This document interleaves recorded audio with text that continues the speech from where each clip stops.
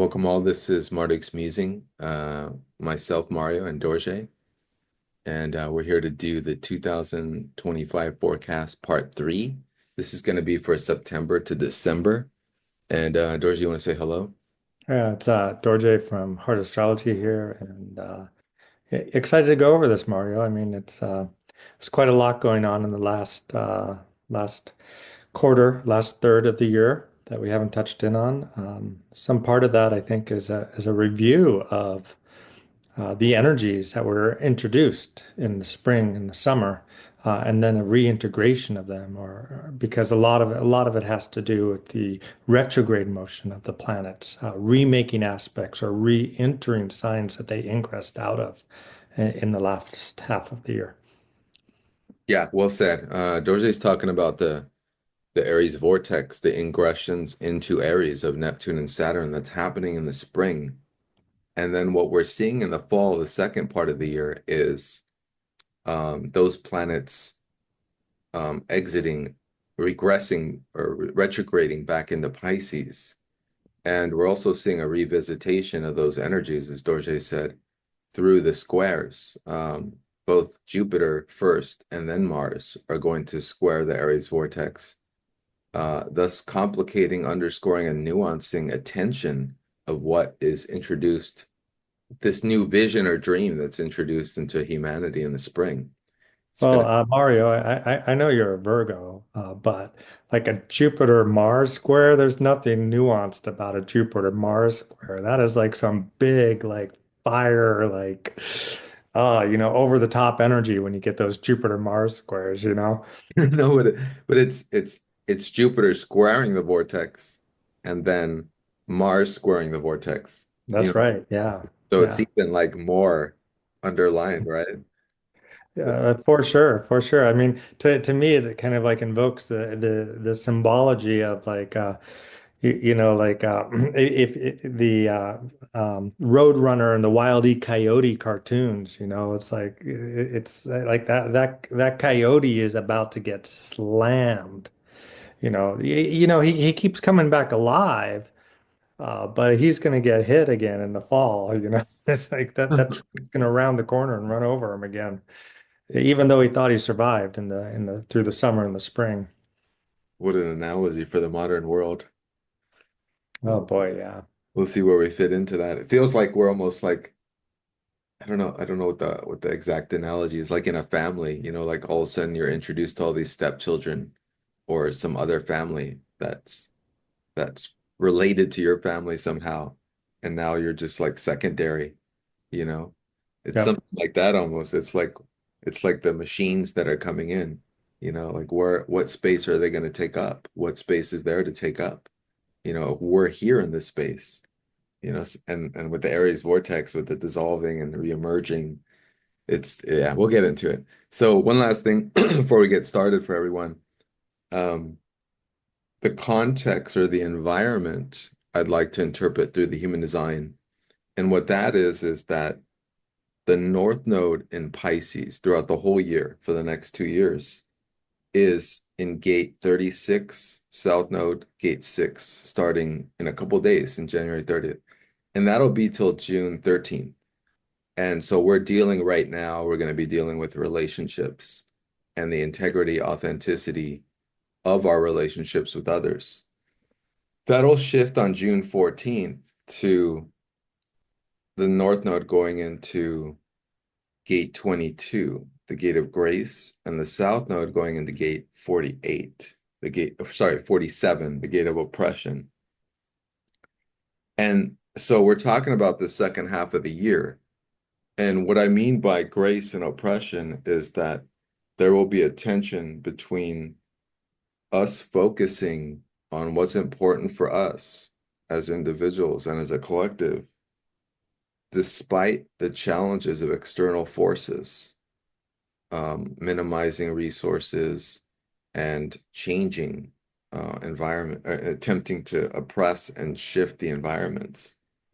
So will our actions and our behavior will be better accompanied with grace. So no matter what we experience, what challenges we face this year, it's important to have grace. And that's the message of gate 22. Hmm. And I'll let Dorje, if you want to reflect on that. If not, we'll go ahead right Oh into no, let's put up the charts. Let's get going. I mean, human design's not my specialty. Anybody wants a human design reading? Mario's the guy. okay, so the first, thanks for that. The first chart we have is the September 7th total lunar eclipse. Now, this is occurring it's going to be visible in the States and as well as, let's see, North America. Yeah, most of North America, Canada, and yeah. And so here's the chart right here. And right away we see that the eclipse is going to occur in Pisces, 15 degrees.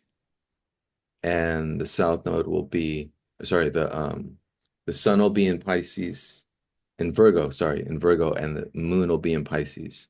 And right away we see the north node in Pisces conjunct this moon, along with the asteroid Nessus, which is the asteroid of, it's kind of like it's a healing asteroid, I'd say. It's working through abuse.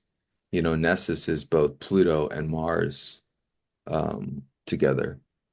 And then Saturn's too far off at this point. It's 9 degrees. It's pretty much out of orb. Uh, Dorje, how about you? Any quick hits before I come back? Brady delineates this eclipse as being one that we need to meet others halfway, uh, having an artistic eye, mystical experiences, having sympathy for others, deep inner experiences, novel insights, sudden insights, and adjustments to new circumstances in life. And that's because it's a Saros 128 lunar eclipse cycle. But at the same time, if you look at the moon opposed Mercury, the moon in Pisces opposing Mercury in Virgo, you see that theme of communication as right there, and that inner mysticism. So there's a quality to this eclipse that I think is going to be really useful for people tapping into their own spiritual insight. And I'm not a fan of like doing any types of rituals or magic during eclipses because of the karmic nature of them and the ability for um, the ability for spiritual weirdness to occur during an eclipse, spiritual, emotional, psychological weirdness to occur during an eclipse. But I would say like this eclipse is definitely going to offer a potential for spiritual insight. And also for perhaps, like bringing up and then resolving deep questions about communication, about misunderstandings that might have arisen due to vagueness. So there could be deep understandings that arise due to miscommunication, but in the end, those are going to be really helpful in resolving issues of miscommunication. And that, on a cultural level as well as on a personal level. Um, yeah, that's just kind of my immediate hit there. That's brilliant. I think that's essentially what it is because having the North Node conjunct the moon in this eclipse, along with Nessus, tells me the usual thematic of a Pisces eclipse is, the ruler being Jupiter and the sub-ruler being Neptune. It tells me that the waters, the ocean is unsettled, right? Yeah. Freezing. And so this could bespeak some kind of some kind of incident, some kind of earth change. Another example of more earth changes, it could be an earthquake, could be tsunami related. This to me seems like, and it's also eclipse Pisces, I'm sorry, Virgo Pisces access. So it seems Hmm. to me this could be a big shock eclipse. Something Hmm. really happening in one of the areas where it's being visible, which is where it has the most power of something occurring so catastrophic to people in a certain area that there's no choice but to confront, the existential and spiritual nature of their beingness, you know, and to deal with that head on. Well, that's pretty bleak. I mean, good for them, I guess. That's kind of bleak. Oh, well, I mean, the spiritual part is we're spirits and bodies. So there's no Sure. weakness Yeah. to our understanding of spirit if we can get there, with grace, and if we can realize what's important, because again, we're in a physical, realm, right? So um we're not Well, here. and that is thematic with the year, with the Saturn Neptune conjunction in Aries, and then both of them moving in and out of Aries and Pisces, because Pisces is this level of deep acceptance of God per se, one could say, like the age of Pisces has been very much about the um, individual God, the one God, the true God, whether it's Allah or Yahweh or whatever. That's the age of Pisces is like that, and then Aries is so much more proactive and individualistic.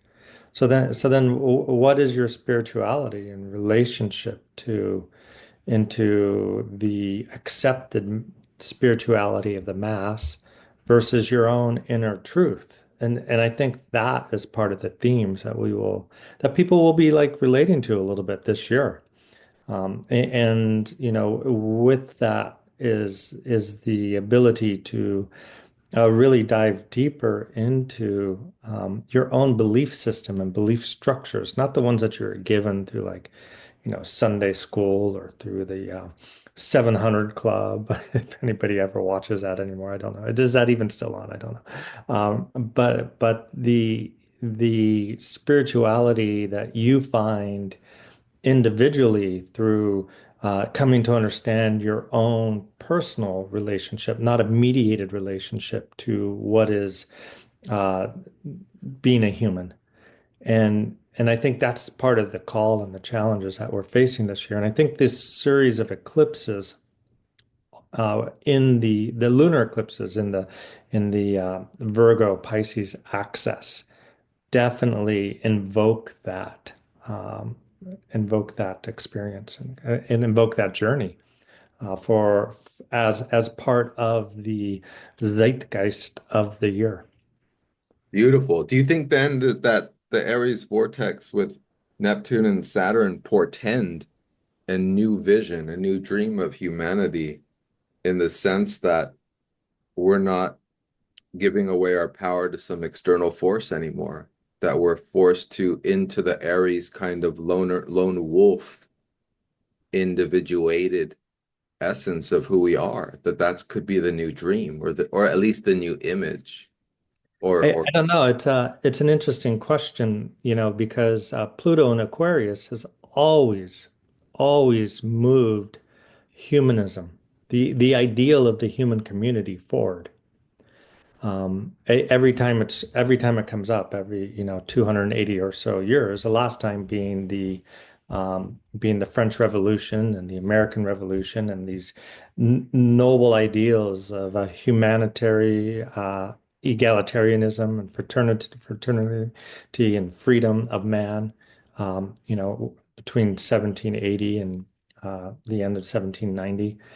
Um, but at the same time, like I do think that there's this um, this like greater understanding of the value of the individual and the responsibility to engage with that more that's being pushed by Pluto and Aquarius, but is also going to be pushed by the Saturn-Neptune conjunction in Aries.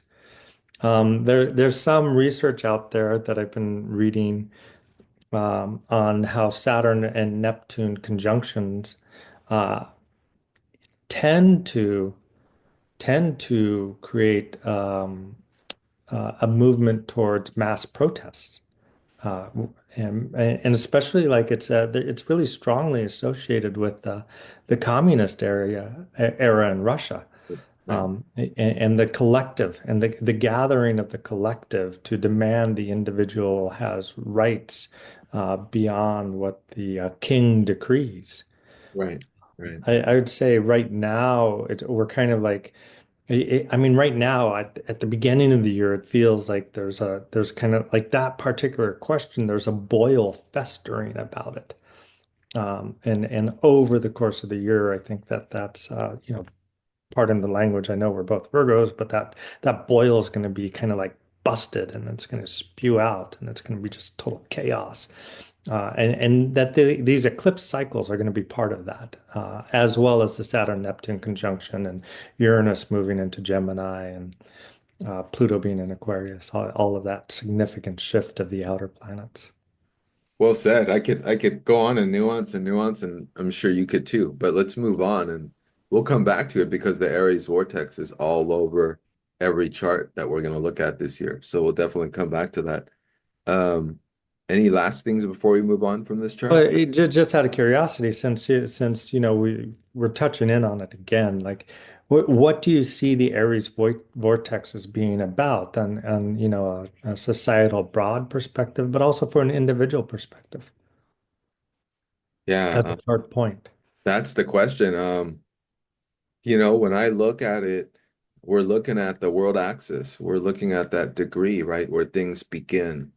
Aries, 0 degrees. And we're looking at Neptune going in first. So we're looking at a vision, whether it's a delusional vision, like in the past, when Neptune comes to meet Saturn, there's been the beginnings of communism, which is a type of collective systemic control, presented as something laudatory and something that brings humanity together.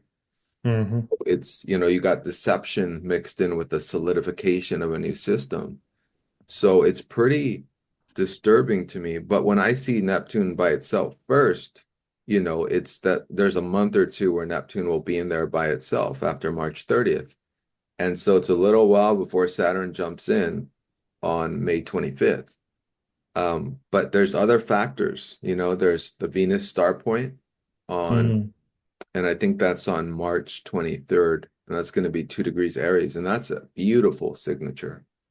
Hmm. That's when the sun and Venus come together. And that's a beautiful imprint on this point.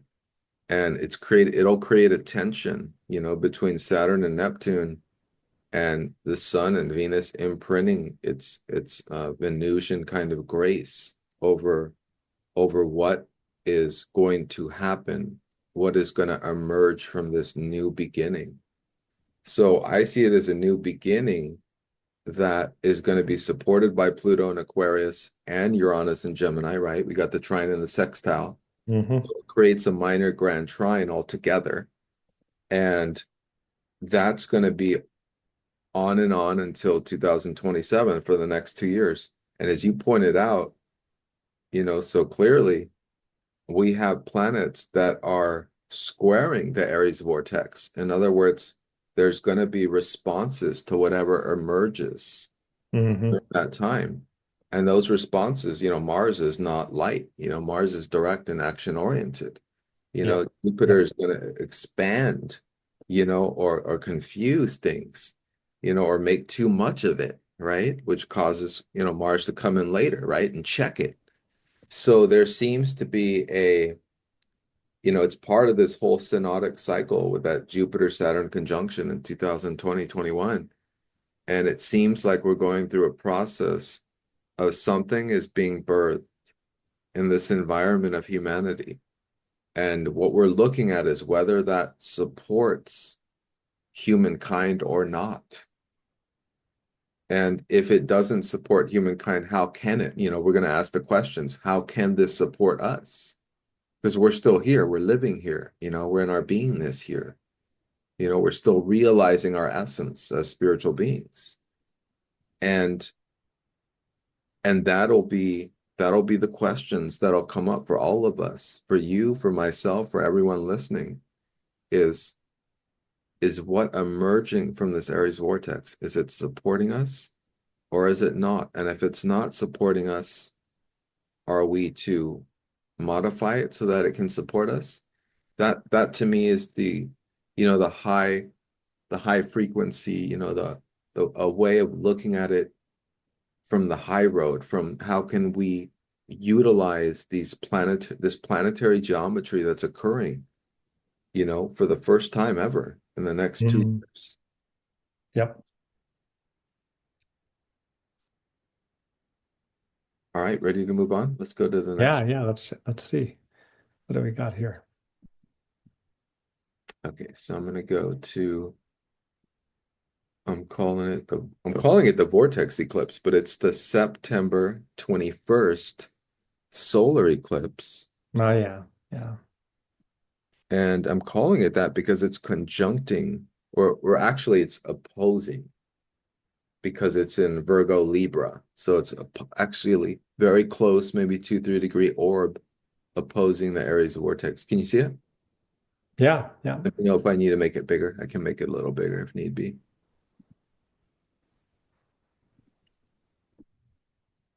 Feel free to start us off. I'm still kind of adjusting Oh to the.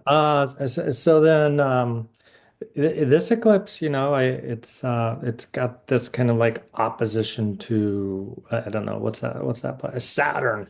It's got this opposition to Saturn and Pisces. That's a heavy eclipse. Saturn is not a light planet, and Saturn retrograde in Pisces. This is going to be hard. People are going to feel this one. They're going to feel it in that in whatever Pisces rules in their house. And that's like in my mind again, it's about like, well, the struggle between the individual and the community, and the struggle between like just taking care of others and helping others versus like what are your boundaries? What do you have to do to take care of yourself? Becomes very thematic here. Yeah, let me underscore that. I mean, as Dorje was saying earlier, it's very important for us to really take into consideration the meaning of the North and South Node in Pisces, the North in Pisces and the South Node in Virgo, because this is the environment for the next 2.5 years. This is the context. And really, what that means is with the North Node in Pisces, it means we're following our intuition, we're following our heart, we're following our emotion, whatever our authority is in our body. But there's some rare people that have mental authority, but everyone else, we're learning to really trust our body's intelligence. Hmm. No longer be stuck in the mind, over reflecting, over analyzing, over criticizing, which pushes the spirit out of the body. And with South Node and Virgo, those things are not going to help us. What's going to help us is the Pisces attributes of the North Node, which is to trust, have faith, move forward, trust our intuition, trust our insights, and move forward quickly because everything is going to move so quickly, especially when Uranus goes into Gemini, which it already be in Gemini at this time of these eclipses in September. Things will be occurring at light speed. And it's almost like time is being played with, like a temporal reset of sort, where we're seeing the world in milliseconds at certain moments. We're seeing it almost through our higher self. We're seeing in between the seconds as they move. And Yeah. those are kind of pauses in between. But otherwise, things will be happening so quickly that we have to move just as quickly, you know? Well, Uh, I do like feel like it's hard to move quickly when you have Saturn retrograde in Pisces. Um, and so then on one level, I feel like this eclipse it might play out as a pause or a resting point, like you said, Got it. in terms of like integrating and assimilating, which are also keywords of Virgo, integrating and assimilating. But there could be a tremendous amount of nervousness, that arises on this day in terms of like in terms of how do you integrate, how do you assimilate when so much has changed structurally around you? And how do you relax into that? Because really, if we're hitting this Saturn Neptune conjunction at the 0 point, and the 0 point continues to be activated throughout the year, the zero Aries point, the zero vortex point, the place of birth in the chart, then we have this quality of like society birthing something new. And the birthing process is painful because the old is dying out. And when the old dies out, there's always things we like about the old. People or humans are creatures of habits. We like the old. And if so, that's dying out and we have to move forward into the new, then how do we do that in a way that is relaxed and empowering for ourselves and for our loved ones versus just kind of like getting caught in the mediated hype of it all. I know we spoke quite a bit on the previous two episodes on 2025 about the danger of like social media. And to me, this eclipse really highlights that sense of like the importance of needing to unplug, to like, just take it back to basic principles, or was a very popular kind of like a metaphor in the last 5, 6 years. Go out and touch grass, drink tea, sit in the sun. And so that's part of the healing process. And I think this eclipse is forcing that healing process. Beautifully said. I mean, I think we all forget, you know, because we get all hyped up ourselves in our own involvement with social media and communication through these digital networks that we forget I can just shut this down and go outside for a walk Yeah. under Yep. the sun, Yep. after all that radiation fills up in my hands, like I do put my hands on the ground because I feel it from my cell Nice. phone, from when I use the computers, and I have to get that energy out of my body because I start to feel pain, you know? Yeah. Yeah. So it is so important. Thanks for that. I mean, that underscores the main thematic of this year, which is healing, taking Hmm. care of yourself, making time for you and your spirit, and not allowing yourself to be drawn in and fed dry through our electronic, technologies, which unfortunately are a lot of them set in such a way that they deplete us, they radiate us, they affect our frequency field, our biofield. So yeah, right on, man. I think I'll add that I'm gonna take a break from September. I don't think I'm gonna do my best to not open up any computer during September because this eclipse month and this particular eclipse is right on fall equinox. So we Mm-hmm. have the Aries vortex happening right on the vernal equinox. Hmm. And then, as we went over in part two, the summer solstice is full of inconjuncts. I think Mars inconjuncts like 5 planets, Mm-hmm. Yep. full of tension. And this fall equinox, like Dorje said, this is not as fluid as the rest of the year, as I was trying to say. This is actually with Saturn right there on this eclipse. Um, this is this is like this is like a moment of pause where, well, okay, where are we? Where are we right now? And what's going on? And where do we want to be right now? So powerful, man. Thanks. Uh, Yeah. Thank you. last Yeah. words or ready for the next chart? Next chart. Let's bring it on. Let's do it. Okay, so we're going to go to November 2nd, and this is a retrograde grand trine, as Dorje called it. Dorje, you can see it clearly? Mm-hmm. Yep. Okay, so this is a water trine with Pisces, Scorpio, and Cancer. Am I correct? Mm-hmm. Yep. Yeah. And yeah, I'll let you I get can't ready. see it. What's that? I cannot see the screen. You cannot. Okay. See what happened. I think I meant to share. I had the idea to share, but instead I think I just put it in front of the screen. It's just not going to help any of us. Okay. Can you see it now? Yeah. Yeah. November 23rd. There we go. So I'll add a quick context. So this particular grand trine that's occurring in the water signs is happening when the nodes shift again on November 4th. I'm going to do this by memory. I'm pretty sure they go into gate 63, and then I'm forgetting the other gate, but these are mental gates that create a mental channel. And so this is a time of overthinking, of getting caught up in the mind, and if we're not careful, just overrunning the mind and getting caught up in anxiety and processing the collective. Everything that's going on will be processed in the mind during this time, and that can be very challenging. So we'll look at this chart to see what we can find if there's some solutions for that and get your insights too, Dorje. Well, I mean, just right off the bat, it's like it's really hard to not get overly caught up or stimulated with a grand trine.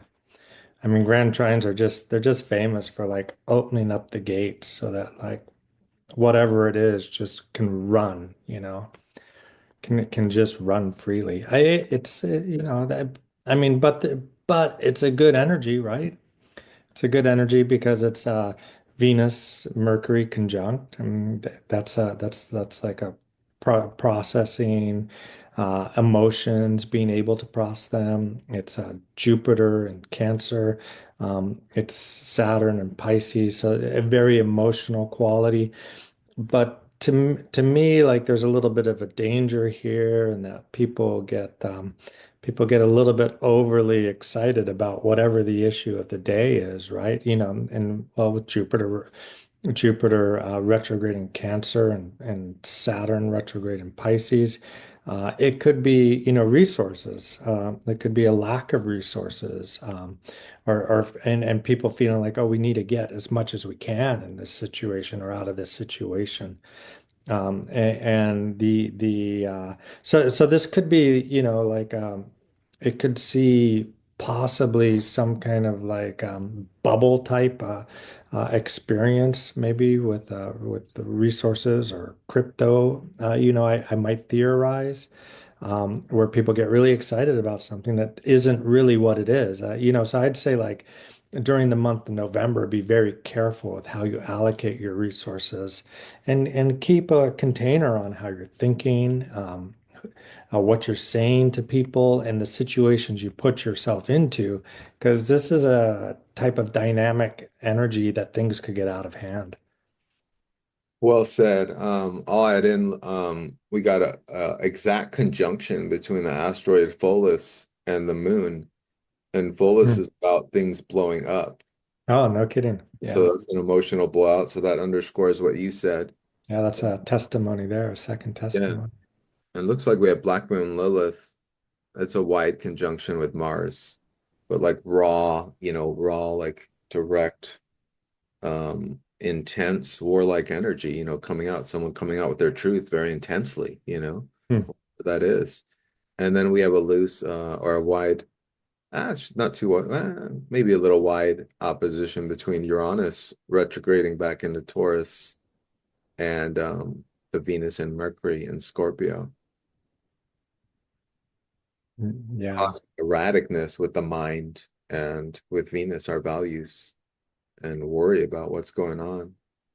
Yeah, yeah. And Mars and Sagittarius doesn't recognize boundaries, and Grand Trines don't recognize boundaries. And the boundary setter, Saturn is retrograde in Pisces, conjunct, actually it's stationed there, conjunct Neptune. So it's a time where boundaries are going to be really put to the test, whether that's individually or collectively.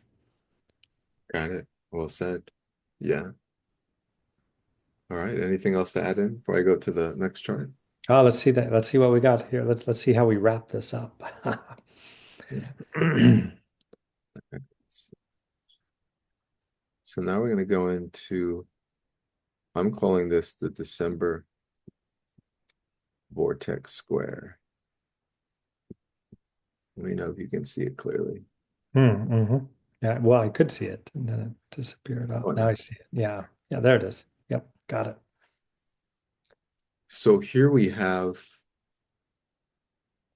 in a prior chart, we had, I think it was Jupiter squaring. Oh, no, this was in part two. We had Jupiter squaring the Aries vortex on June I think ninth and 18th. First scoring Neptune, then scoring Saturn, both 0 to 2 degrees on the Aries vernal equinox degree, the Aries vortex. And so we had a Jupiter square. We're looking at having that Jupiter square in about June, mid-June. Hmm. So that would have, expanding, moving into the solstice as we discussed, like just really bringing up all the issues around that. Whatever dream was introduced, whatever new order or new way or new vision was introduced with the Aries vortex, in June we're all looking at it like, what? What is this? This is too much, or it's not clear what's going on, right? With all those inconjuncts from Mars. Like, what the hell's going on? And now we're looking at Mars directly, correct? Squaring this vortex point. Mm-hmm. And so what kind of questions are we looking at right now? What do you think with this chart? With the Mars is coming from Sagittarius, it's this kind of like impulsive urge to expand, and then Saturn's in Pisces. Saturn's gone direct. It's this resistance to the expansion. Good God, I hope we're not invading Greenland at that point or invading Panama. As a US citizen, I hope that's, that. Okay, because it is. It's about crashing the boundaries. So, the previous month, it's like, well, like, forget the boundaries. And then this is the result of forgetting the boundaries, right? This is the crashing of the boundaries and whatever comes from that. You got the moon up in Leo, so that people are kind of like really strongly self-identified with who they are and what they need and what they want and what they think is right. And then you got Mars, which is just like, I'm gonna mow over you. And then it's hitting Saturn and it's hitting Neptune and it's just like crashing through boundaries. And again, it's like, well, we're in a time where there's restructuring. It's a year of heavy restructuring. And that's not always comfortable. And it's not always as bad as we think it is either, Mario. Like some people are just going to be really like resisting whatever the new structure is. Some people are going to be gung-ho.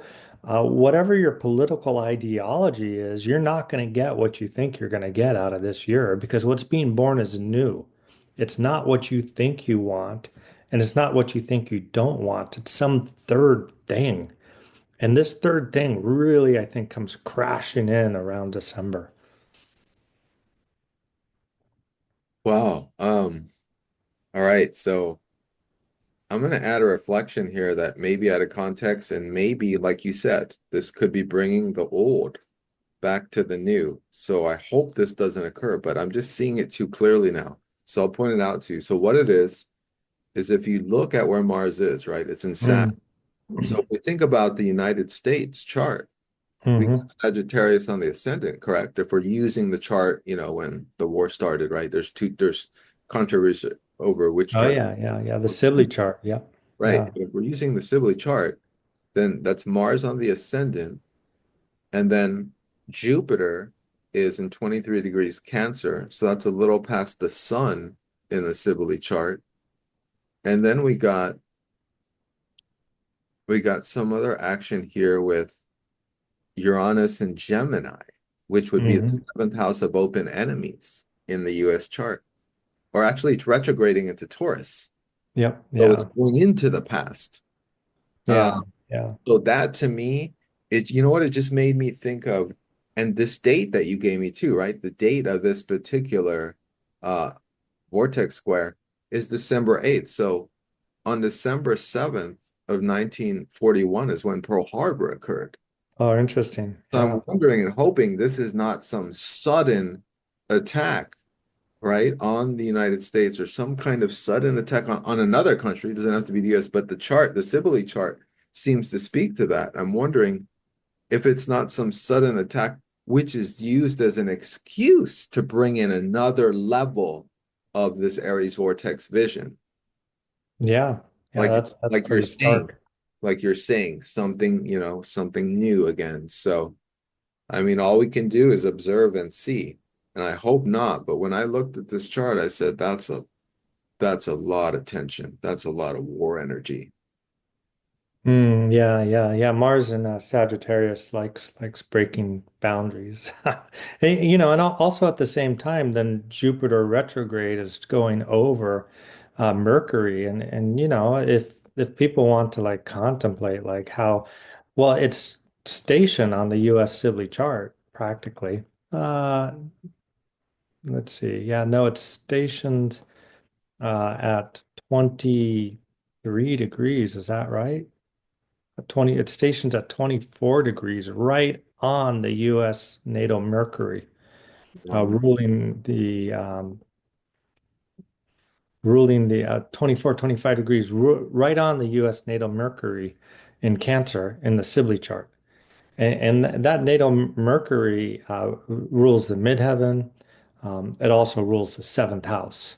So it is there. There's a little bit of a kind of like bombastic imperialism to this particular moment in time as that Jupiter stations on the U.S. Sibley's Mercury. And, I mean,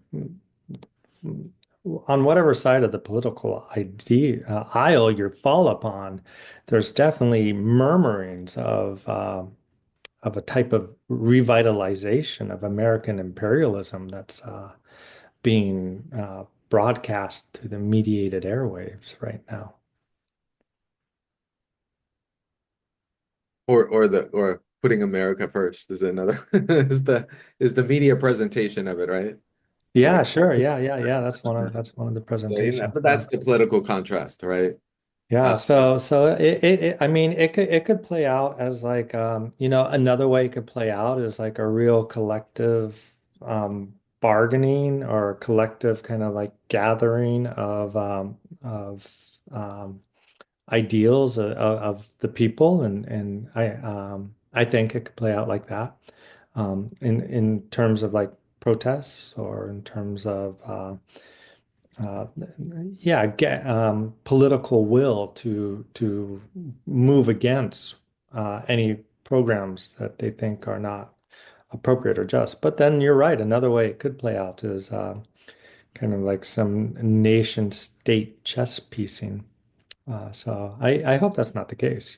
because if so, that actually Ideally, what's that? underscores, if so, that actually underscores the point because that's how they would put America first, right? You Yeah, do yeah, something to yeah, gain power, you make it yeah. look like it's attacked. I mean, that's political strategy 101, right? That's what is done, Seems like it's happened before more than once in both American history and world history. right? But you were going to say, sorry, I interrupted No, you. no, yeah, that's right on. That's right on. I mean, but Mario, like, okay, so like we've cascaded now down through these events over the year. How do you sum up the year? Like when you look at the year, like what's your advice to people to navigate what, may be tumultuous and very transformative times? Wow, I mean, for the first half of the year, focus on your relationships. Make sure you're asking for your needs and knowing what your needs are, Mm-hmm. and make sure you're asking the other person what their needs are so that Mm-hmm. both and all of you can get through all the struggles because we're all going to be struggling through these new visions and new dreams and new ideas coming forth that are not necessarily new but are now actually being put into implementation. And I mean, it starts with our, how we relate to our loved ones, and our friends on an individual level. Are we hearing each other? Yeah. Are we helping and supporting each other as best we can and supporting our own visions? My suggestion for the first half of the year is to focus on making your vision happen Hmm.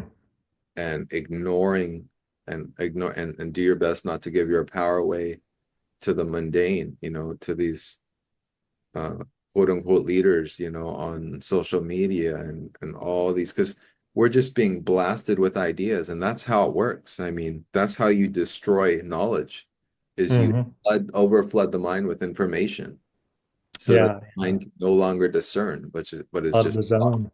lost in a sea and drowning in information. How about you, Dorje? How about you for the first half of the year?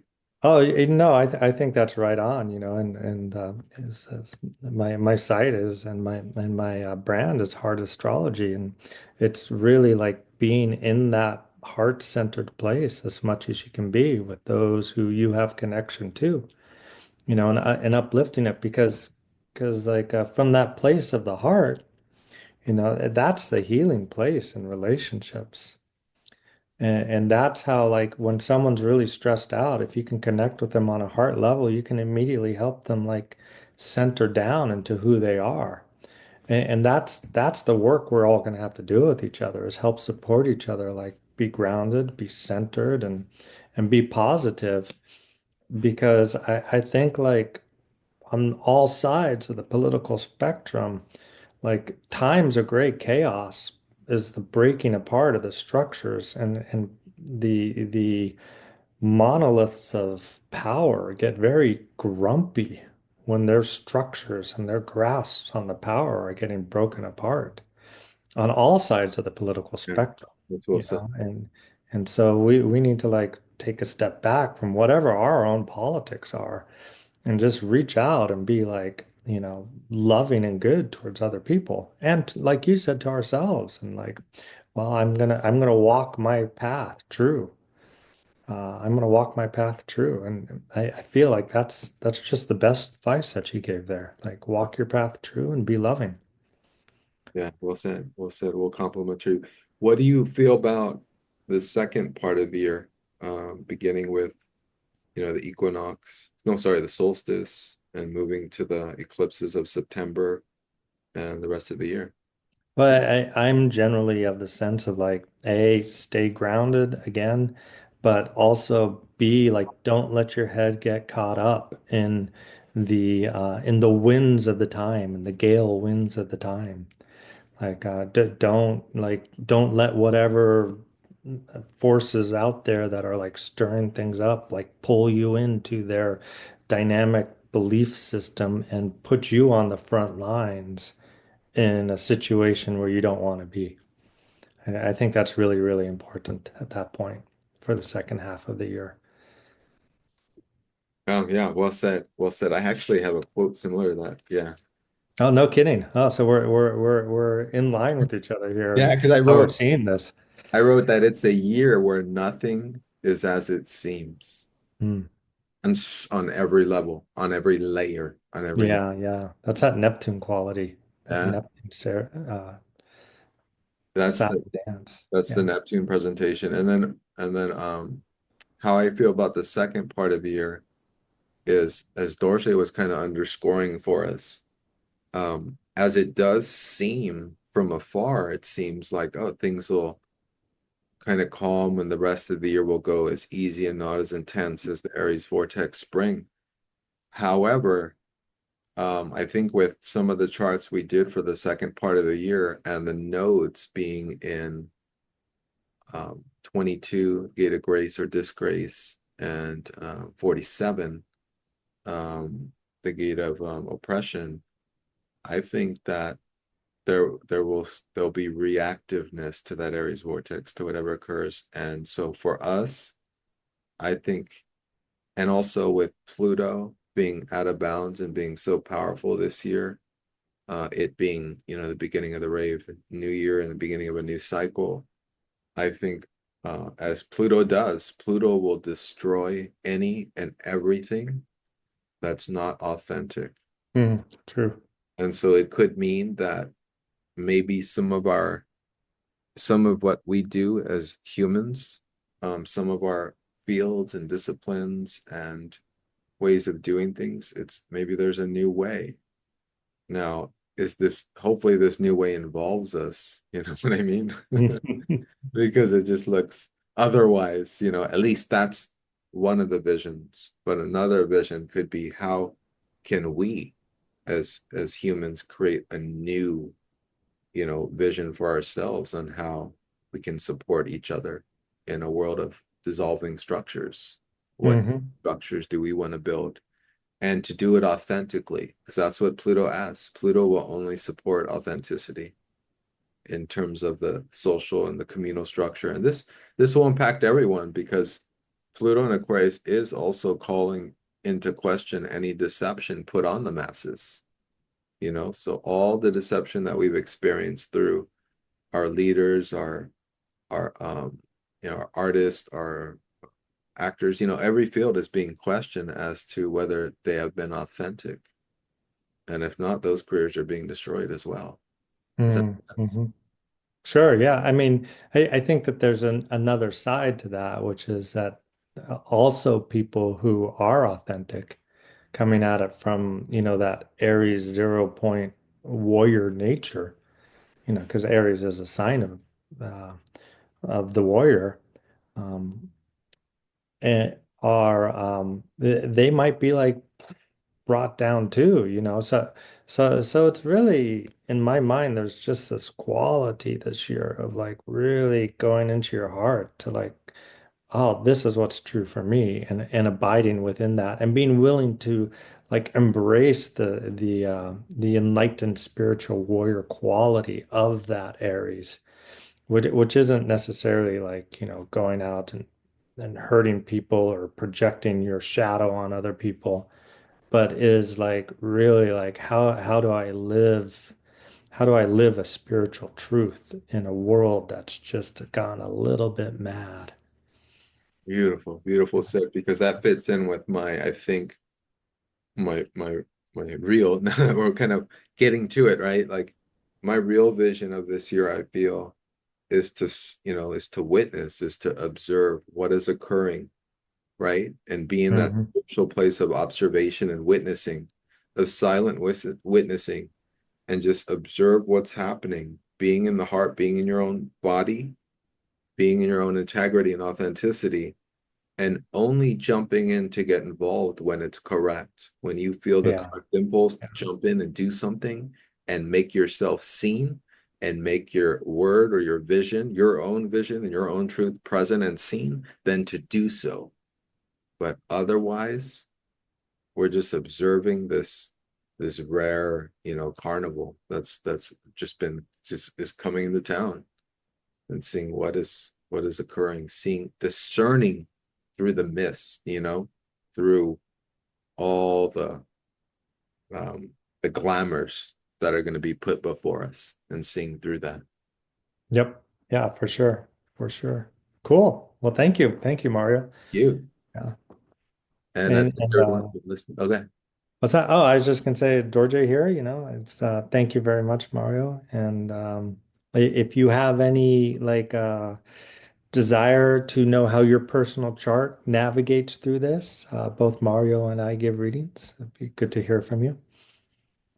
Yeah, yeah, for sure. And I'm on plutonicplanes.com is my website, and I have my YouTube, Yeah. Plutonic Planes as well. And Dorje has his site, heartastrology.com. Yep. And thanks so much for listening. Hopefully, this was helpful to you in where you're going to be this year and how. Stay centered. Stay centered. All right. Thanks so much, everyone. Yeah. Thank you.